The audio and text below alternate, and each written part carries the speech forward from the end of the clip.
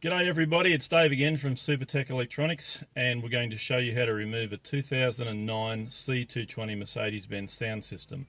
You'll need two tools, a T20 torque screwdriver and a small flat.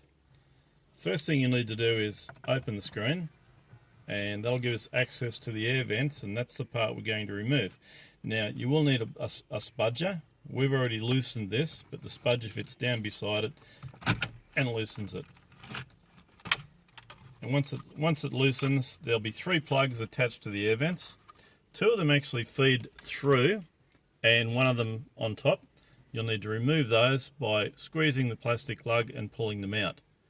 Now we're going to remove the two screws that it has exposed, and that'll be a T20 torque screwdriver.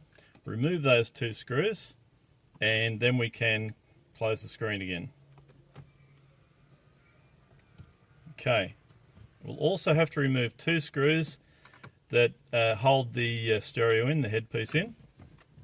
And we're going to remove the headpiece by lifting that little guy there and that little guy there. Once we've slid those two up, they're little locking screws, the whole stereo will come out. And once you get it loose, give it an angle, just lift it up a little bit, and then lift it flat, then lay it flat to remove it. There'll be one little cable in the side you'll need to remove, and all the rest of the cables at the back, just take the cables out. They only fit in one hole, so you won't get them wrong when you put it back in. Okay, so if you've got the two screws already out, we can remove the screen by lifting it up, and it is held in there like that, and then take it all the way out.